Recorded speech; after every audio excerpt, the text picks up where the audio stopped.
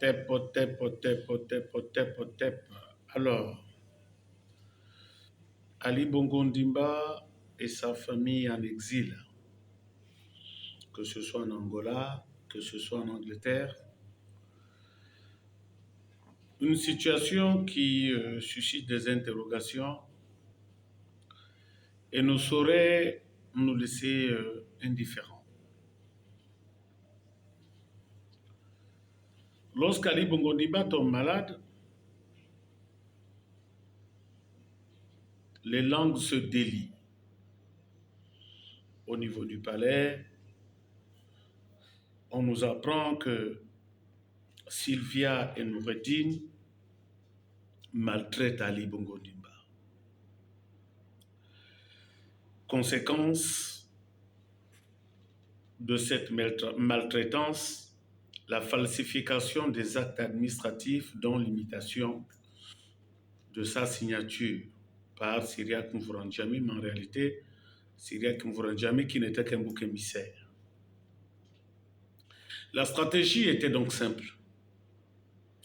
On faisait lire Ali par les grands électeurs. Je crois que la chose avait été revisitée. Une fois Ali Bongo Ndimba revenu au pouvoir,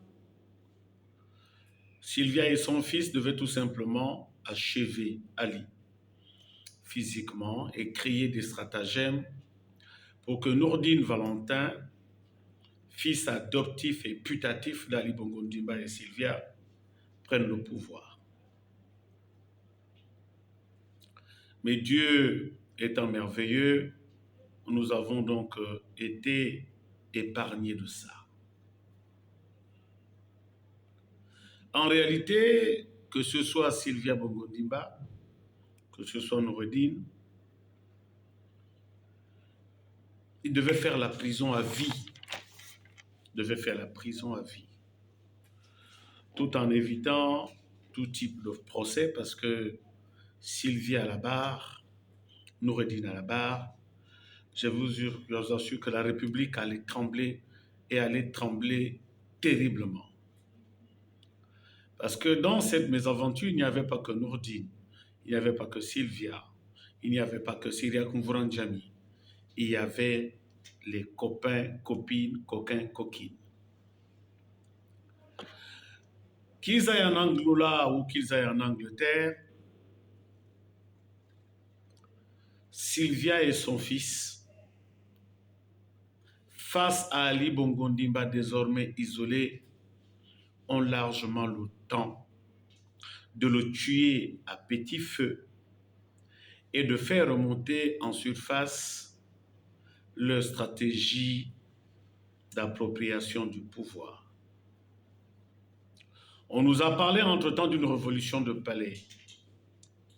Et tout le monde sait que les relations entre Brice Clotaire Oligui et Frédéric Bongo ne sont pas des relations de bonne odeur. Frédéric a les ambitions. Frédéric n'a peut-être pas la ruse. Mais Sylvia et Noureddin ont les moyens. Et je crois que le fait de les libérer, de les envoyer en exil, m'amène à poser une question simple.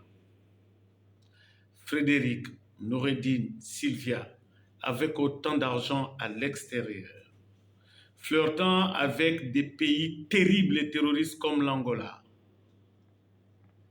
La question, la Ve République est-elle en danger ou est-elle en marche? Je ne suis pas William Shakespeare pour dire it's the question. Mais toujours est-il que on repart au sublime zéro. Le Gabon est sur une braise. C'est un point de vue. Otep, Otep, Otep.